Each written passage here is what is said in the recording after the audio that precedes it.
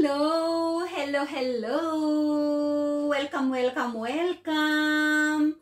Dito sa ating YouTube channel. Ayan, kumusta kayong lahat-lahat dyan?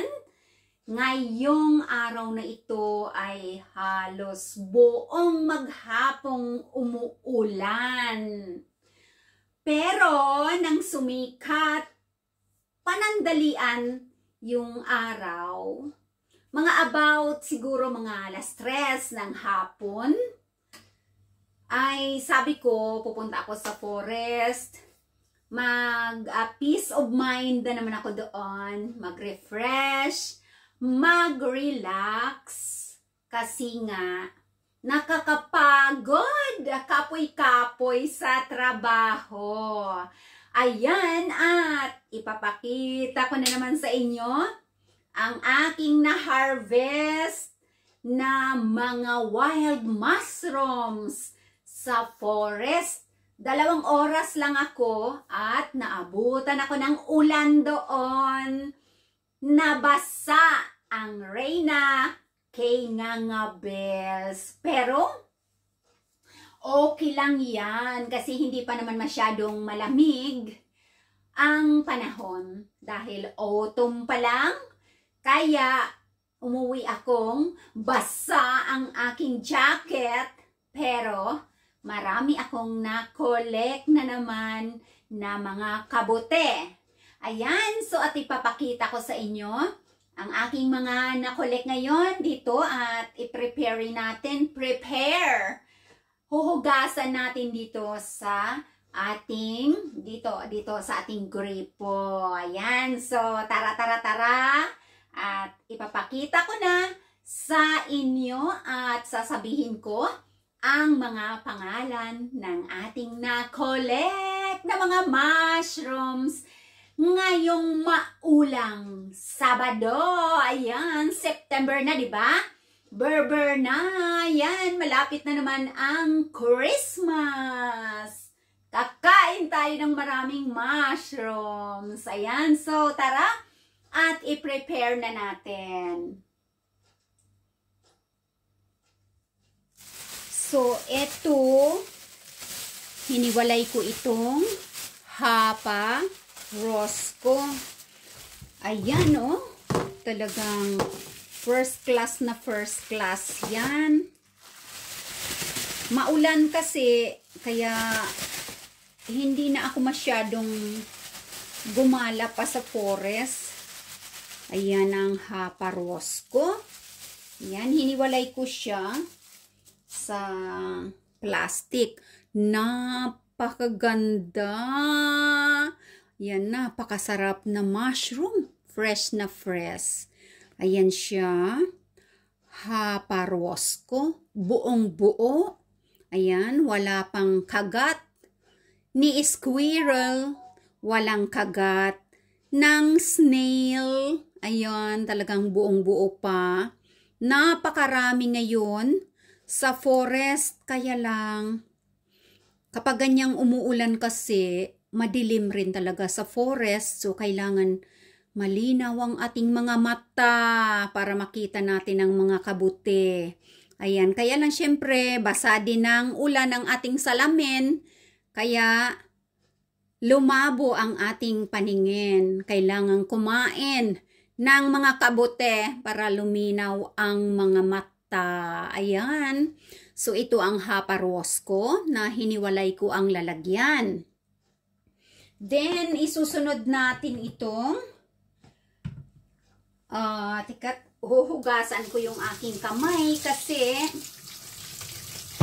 medyo malagkit yung hapa rosco kapag ganyang first class. Ito naman, pag step ko, nakita ko ang mustaturbi, yung black na mushroom, pero nahalo ko yung mga supilobahbiro dyan kasi nga wala na akong malagyan. Ayan, wala na akong malagyan sa aking basket na yan kasi punong-puno na. So sabi ko, i-close ko na yung aking mga mata. Kaya lang, kapag nadadaanan ko, Itong mga supilubahbiro, hindi ko mai-close ang aking mga mata pero sa ngayon talaga, best year yata ng mga mushroom. Kasi nga ulan ng ulan, so ang mga mushroom ay madaling tumubo kapag umuulan, madali silang lumabas sa soil dahil nga hindi sila nahihirapan kasi basa. So ito ngayon ang mali. Ito ang Musta turvi, black mushroom na lang para madali. Ayan, para siyang mga bulaklak. Ayan o, kumpul-kumpul. Napakadaling pitasin. So, kapag kumpul, pinuputol ko na lang siya ng kutsilyo. Ayan o. Ang ganda, masarap ito at napakamahal. Kasi nga, rare. Mahirap hanapin. Tumutubo ito sa mga black rin na mga dahon-dahon na mga yung kumbos na ng mga dahon-dahon ng kagubatan. So, dyan yan tumutubo itong black mushroom. So, kung hindi malinaw yung mata, hindi mo makikita. Minsan, natatapakan mo na, nadudurog na. Tapos, paglingon mo, naku, may black mushroom pala, nadurog na kasi natapakan na nga. Ayan, ang ganda mga palanging para talagang bulaklak. At pwede itong pang spices sa mga niluluto. Ayan. Napakabango at malasang-malasa. Parang bulaklak ang laki, as you see. Ayan ang Musta turvi na kabuti. Ayan o, para siyang bulaklak. Pero isa lang yan siya. Parang rose. So, diba? Para siyang rose. Isa lang. Ayan o, pinutol ko na nga doon sa kanyang puno. Ayan. So, ito ang black mushroom. Napakasarap. At pwedeng pang spices sa mga niluluto. Ayan. Marami ito sa forest. Kailang madilim kanina. Sa forest kasi nga umuulan. Kaya hindi na ako nag-abala na maghanap pa. Kasi nga at least sabi ko mayroon na rin ako na nakuha kahit papaano. At marami na rin ako dyan sa freezer namin. Wala na rin akong mapaglagyan. So ito ang Musta turvi sieni, yan o. Alright? Then, i-move natin dito. At napakaraming iba't ibang, so saan ko na ilalagay itong ating punong-puno ang aking basket. Ayan. Punong-puno talaga siya. Halos maganda hulog na nga sa daan. Basa ang aking basket. Well, ilalagay ko na lang dito sa muna. Dito sa table, ha? Ayan. So, ito ang pumuputok-putok na kabuti. Ito, oh. Ayan ang pumuputok-putok na kabuti. Yan. Pag matanda na ito, pag brown na siya, papuputokin mo nin siya, lalabas dyan ng parang usok-usok. Pero pag ganito pa, pwede pa itong kainin. Yan. Parang marshmallow siya, ang lambot. So, sabi ko, kukunin ko para maipakita ko sa inyo na ito ay isa pa rin na edible na mushroom. Pero hindi ko na ito lulutuin ngayon. Dinala ko lang siya kasi dalawa lang naman para ipakita lang sa inyo. Ayan siya, oh. So, ayan. Itong yellowish na yan, ayan na yung parang abo. Parang spores na yan, na kapag matanda na, yan na yung sasabog na parang volcano kapag pinaputok mo dito. Ayan. Kaya sabi ko, para ma-show ko lang sa inyo, ayan, na ito yung pinapuputok-putok na mushroom. Dami ng spores, you see? O, malapit na itong tumanda kasi puting-puti talaga ito kapag very young pa at kinakain. Pero ngayon, hindi na natin kakainin yan kasi pinakita ko lang sa inyo yan. So, marshmallow ang tawag ko dito sa mushroom na to, or di kaya, pumuputok-putok na mushroom. Ayan o, parang itlog, parang shell ng itlog o. Ayan, so, hindi ko pa natanong kung ano ang pangalan nito sa Finnish. Ayan, basta ako nagbigay ng pangalan nito marshmallow or di kaya pumuputok-putok na mushroom. Ayan, no? Parang aligi ng alimango, di ba, no? Sana all.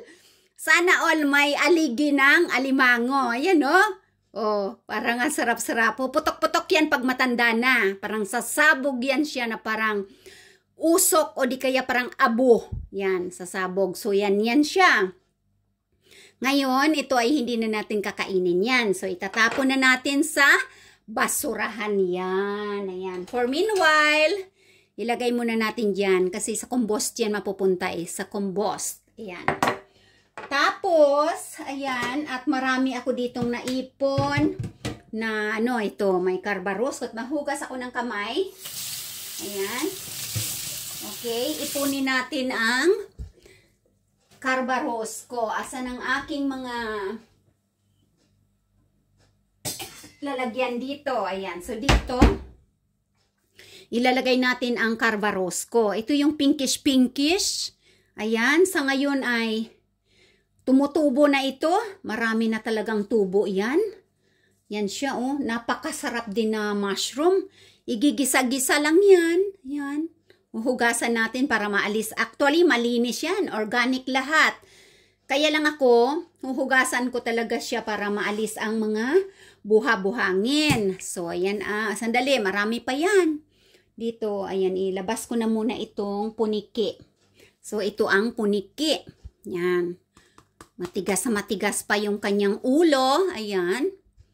At nasa first class pa siya. So, ilalagay na muna natin dyan ang puniki. Tapos, ito ang hirkotati na first class. Pinutol ko na ng mahaba doon ang kanyang tangkay. O, naunahan na nga tayo ng squirrel. Naunahan na tayo. Ito pa, marami pa dito. Napakaganda ng Hiwalay natin yung napakaganda ng Carvarosco. Parang may biguti siya dyan. Tapos pinkish. Ayan, no? Yan. Napakarami. Huhugasan ko rin yung basket ko. Kasi nabasa ng ulan yan eh. Yan. Tapos ito, puniki tati. Ayan. Yung puniki, oh. First class na first class. Malining-lining pa. Makintab-kintab pa yung kanyang ulo-ulo. Ayan, lagay na natin dyan.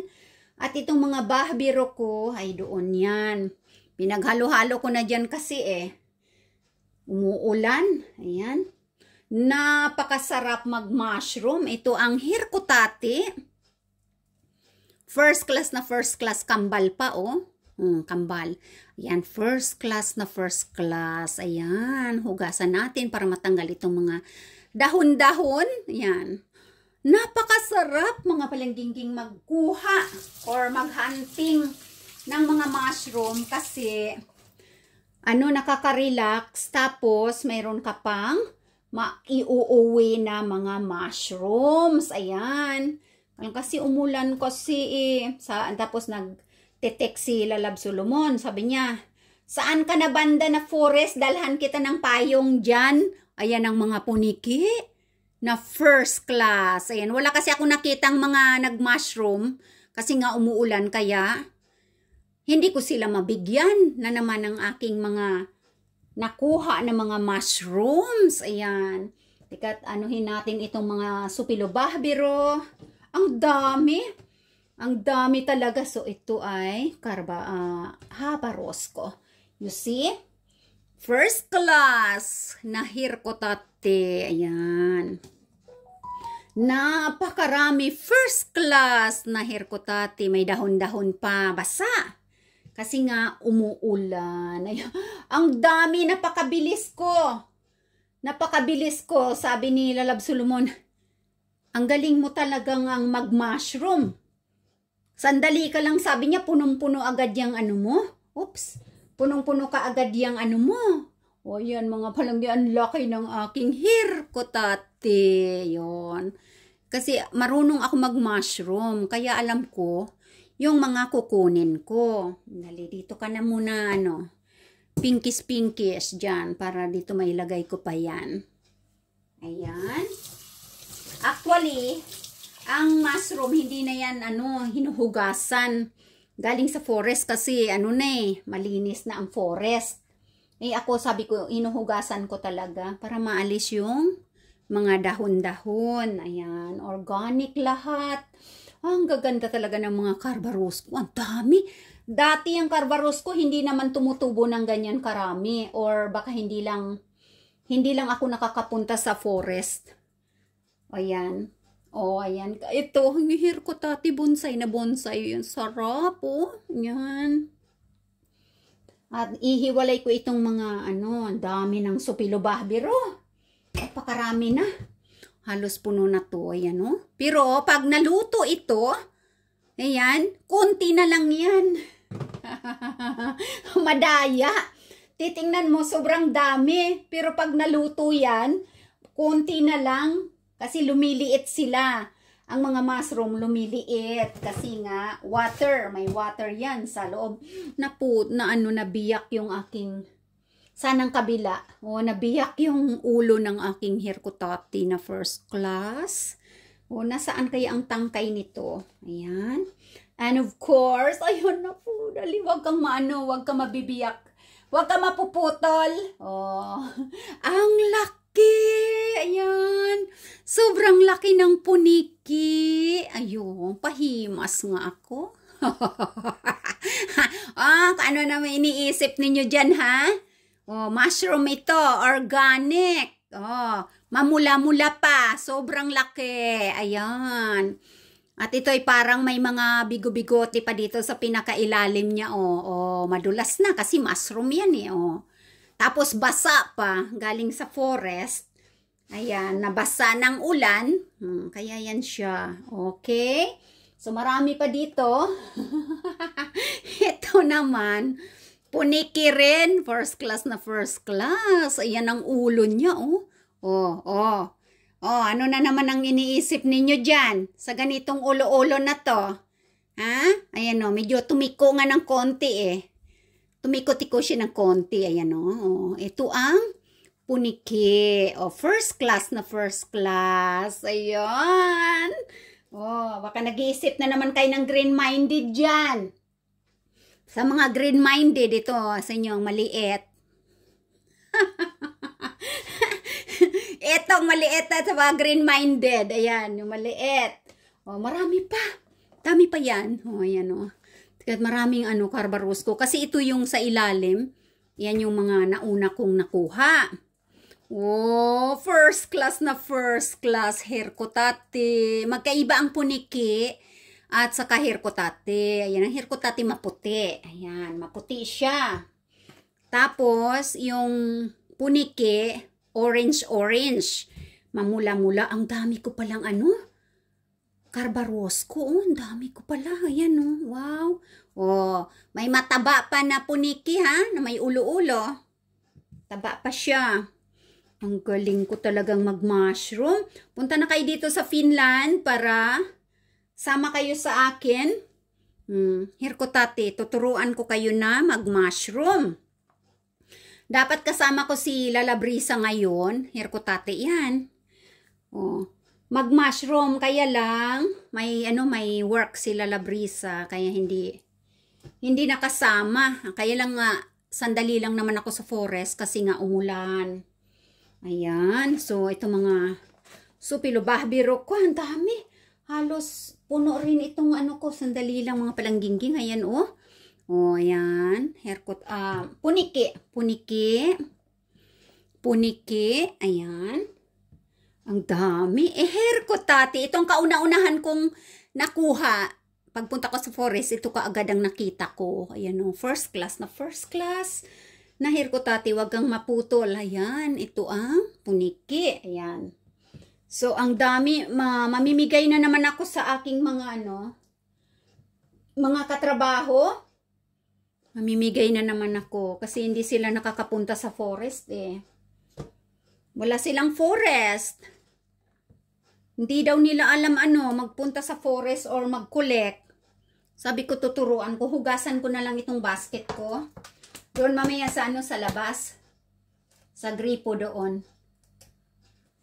Ayan, so yan ang ating nakuha na mushroom at maghuhugas ako ng kamay.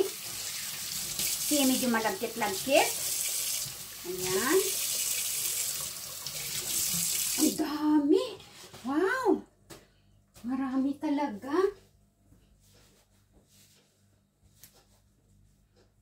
Okay?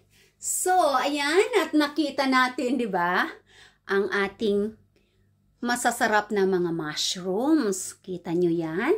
Alright, so, huhugasan na ng Reyna Ngangabels yan para maluto ko na.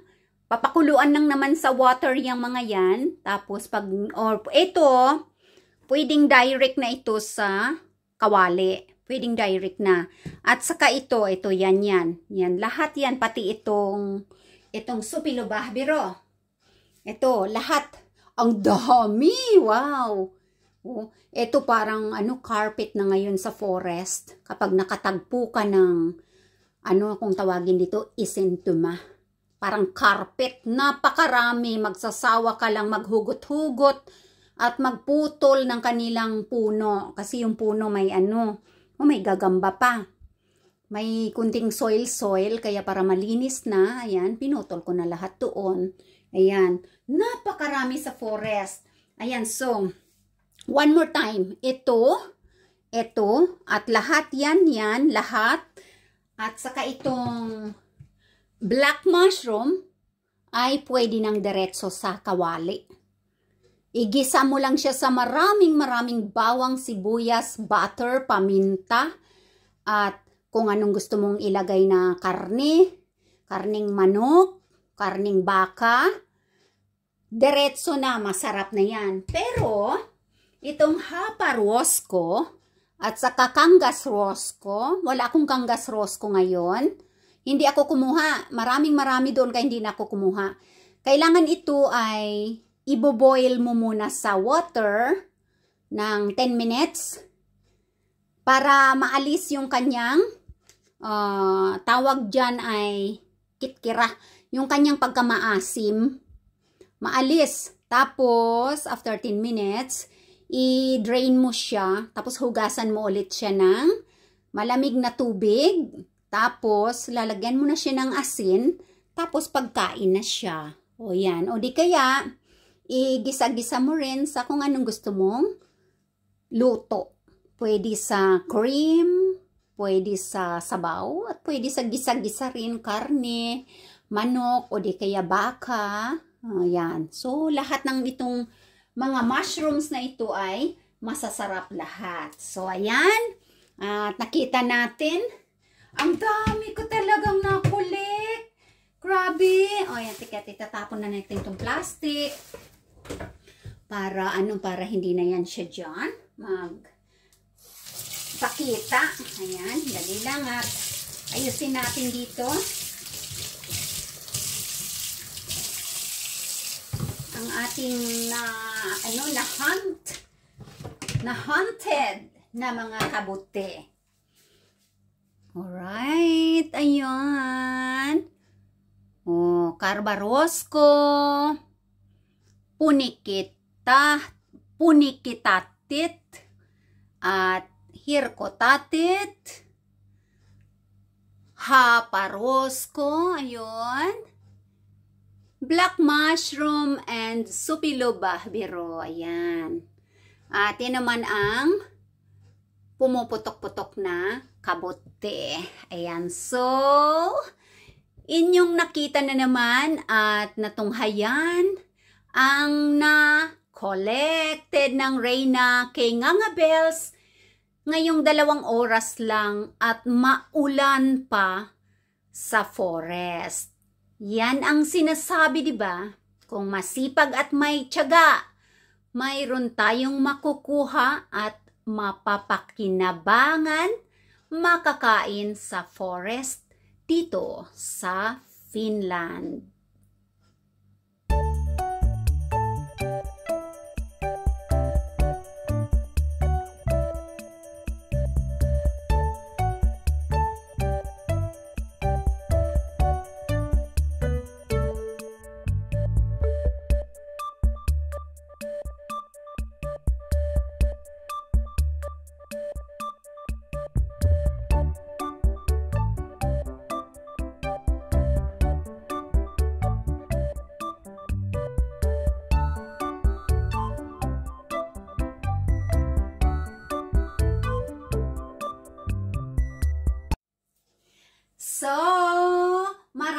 salamat sa inyong lahat-lahat mga palangging-ging at sa mga nanonood ng aking mga videos sa aking YouTube channel. Ayan, so ipiprepare ko na to. At ayan nga, at inyong nakita ang aking na-harvested ngayong 2 oras lang ako sa forest. Ayan, maraming salamat ulit. Siyempre sa aking mga solid, loyal na mga members. Ayan, hindi ko na kayo babanggitin. Alam na ninyo yan kung sino-sino kayo, di ba? And of course, sa aking mga super chatters dyan. At sa, siyempre, nag-iiwan ng super thanks kapag nagugustuhan nila ang aking video. Thank you so much sa inyong pag-iwan ng super thanks sa aking video. And of course, sa aking subscribers, sa inyong lahat-lahat, wherever you are, whoever you are, thank you so much for supporting and watching my videos in my YouTube channel. Sherlyn Vitanen, ang Reyna K. Ngangabels ng Finland. Ayan. So, natunghayan at nakita ninyo ang iba't ibang klase ng mga kabute kapag ganitong autumn dito sa Finland. Ayan. At marami pang iba. Hindi ako nag-collect ng Kangas Rosco. Wala akong nakitang Cantarelli. May nakita akong Orakas at saka Lampan Kapa at saka Sapitate, Voitate, Punainin Hapero, Yellow Hapero. Ayan, may mga nakita ako pero hindi na ako nag-collect kasi nga masyadong marami na. Ayan, at syempre ito lang ang aking mga kinolek, yung mga special at alam ko talaga na mga masasarap. Although, masasarap din naman yung mga hindi ko na-collect. Kaya lang, lalo na yung Cantarelli, sarap yun. Voitate, masarap yun. Kaya lang masyadong marami na talaga. So, I'm sorry sa mga mushrooms na yon na hindi ko na-collect ngayong araw na ito. Ayan, so, huhugasan ko na ito, ipiprepare ko na, at syempre, itabi na sa freezer na naman, dahil hindi naman kayang ubusin yan. And once again, thank you so much. And please do like, subscribe, and share if you like or if you want to. Alright? So, maraming salamat. Laging tatandaan dito sa aking YouTube channel or sa ating YouTube channel. Dapat happy lang tayo dito. Bawal ang sad. Pa-mushroom lang tayo. Kahit kapoy-kapoy sa trabaho. Nagagawa pa rin ang Reyna Ngangabels na pumunta sa forest kahit umuulan pa nga. Ayan. Wala akong kaayos-ayos ngayon dahil kararating ko din nga lang. Nagbihis lang ako kasi basa yung aking suot kanina. At wala tayong ayos. Ayan. Suklay-suklay ng konti. Kaya pasensya na kayo sa aking aura ngayong video natin na ito. Ayan. So thank you so much sa inyong lahat-lahat mga palangging-ging. Maraming salamat ulit sa inyong panunood. Ayan. At laging tatandaan, palangga ko kamutanan. Ingat kayong lahat. Hasta la vista, baby. Bye-bye, everyone. See you again next time. Please do like, comments, and subscribes, and share. Thank you. Bye! Hanggang sa muli nating pagkikita. Bye!